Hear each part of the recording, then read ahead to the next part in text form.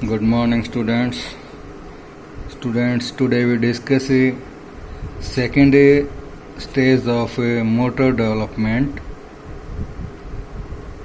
middle childhood.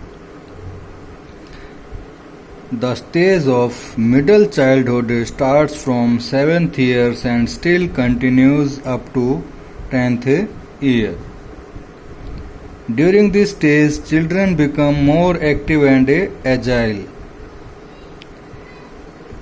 They have strong desire, will to busy in various physical movements and activity.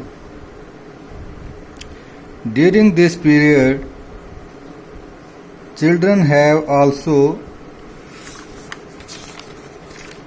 strong desire of a competition with the children of their same age group. They also have a strong will to improve their previous performance. Next point, during this period, most of the children develop a mature patterns of fundamental motor skills. Next point, 7th point, their posture and balance become more better. They try to become perfect in the variation of movements which they had already learnt.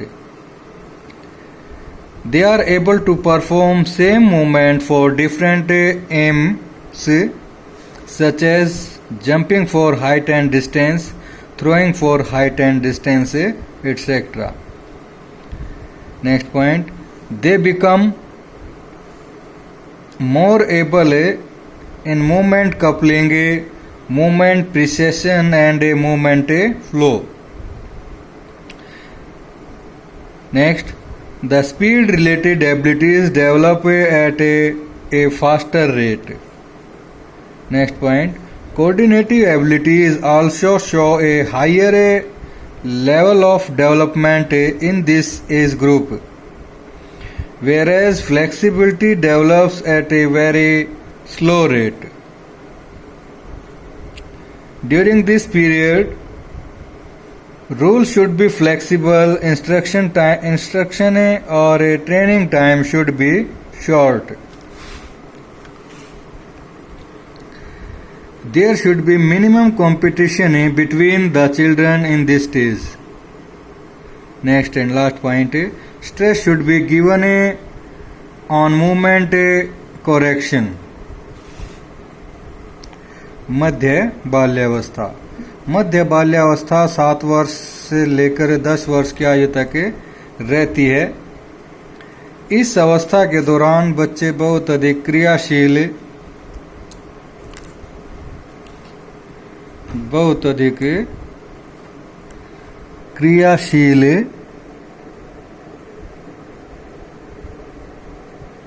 और ऊर्जावान होते हैं।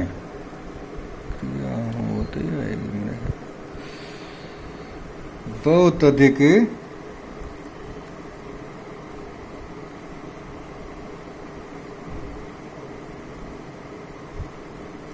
क्रियाशील और ऊर्जावान होते हैं। इस अवस्था के दौरान उनमें शारीरिक गतिविधियों तथा क्रियाकलापों व खेलने की बहुत प्रबल इच्छा होती है। इस अवस्था के दौरान उनमें अपने आयु समूह के बच्चों के साथ प्रतियोगिता या मुकाबला करने की भी प्रबल इच्छा होती है।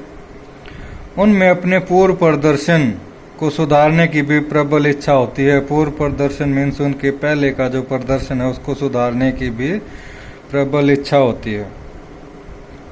इस अवस्था के दौरान अधिकतर बच्चों की मूलभूत गामक कौशलों या गतिविधियों में परिपक्वता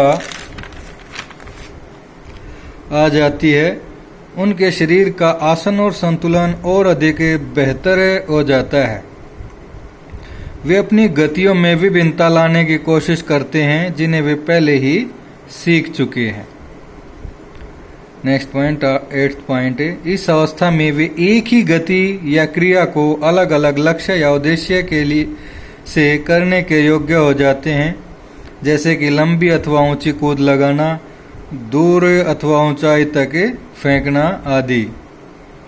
इस अवस्था के दौरान बच्चे गतियों को आपस में मिलाने, उनका परिष्करण करने तथा गतिविधियों के सहज संचालन में योग्यता प्राप्त कर लेते हैं या हासिल कर लेते हैं।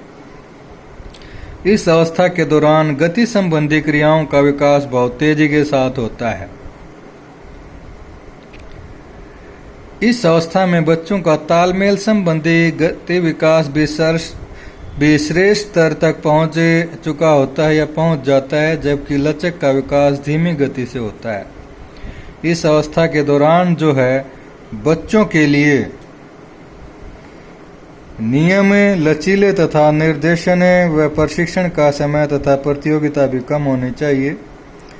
इस अवस्था के दौरान अधिक ध्यान उनकी गतिविधियों या क्रियाओं की गलतियों को सुधारने पर देना चाहिए।